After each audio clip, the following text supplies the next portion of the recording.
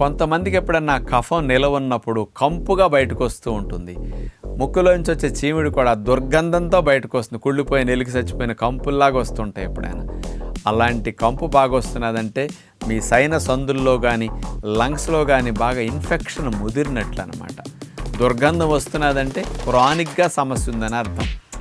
అలాంటి కంపును పోగొట్టుకోవాలి అంటే మీరు రోజుకు 3 సార్లన్నా యూకలిప్టస్ ఆయిల్, పెప్పర్మెంట్ ఆయిల్ ఇలాంటివి వేసేసి, తులసాకులు, ఒరిజినల్ నాటు పసుపు లాంటివి వేసేసి ఆవిరి పీల్చుకునే ప్రయత్నం చేయండి. ఆ బ్యాక్టీరియల్ ఫంగల్ ఇన్ఫెక్షన్స్ ఏమైనా ఉంటే కూడా వైరల్ ఇన్ఫెక్షన్ తగ్గించేయడానికి ఆవిరి పీల్చడం మంచిది. తేనె నిమ్మరసం కాంబినేషన్లో 1 గ్లాసు నీళ్ళల్లో కలుపుకొని మీరు ఉపవాసం చేయండి. 2-3 రోజులు మీరు తేనె నీళ్ళతో ఫాస్టింగ్ చేసేస్తే మంచినీళ్ళు వేడిగా గోరువెచ్చగా తాగాలి. తేనె నీళ్ళు కూడా గోరువెచ్చ నీళ్ళు కలుపు తాగండి. కొబ్బరి నీళ్ళు అవసరమైతే తాగండి.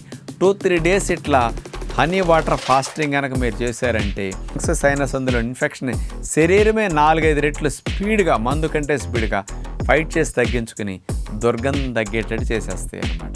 ఆ తర్వాత మధ్యాహ్నం పూట భోజనం చేయండి. ఉదయం తేనీళ్ళ మీద ఉండండి, సాయంకాలం తేనీళ్ళ మీద ఉండండి.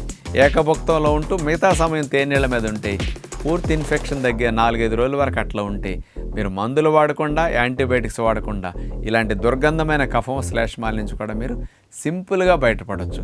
పిల్లలకు వచ్చినా పెద్దలకు వచ్చినా ఇలాంటి ప్రయత్నాలు న్యాచురల్ రెమెడీస్ అని ఇమ్యూనిటీని బూస్ట్ చేస్తూ ఇన్ఫెక్షన్ నుంచి తేలిక త్వరగా బయటపడేటట్టు చేయగలుగుతాయి.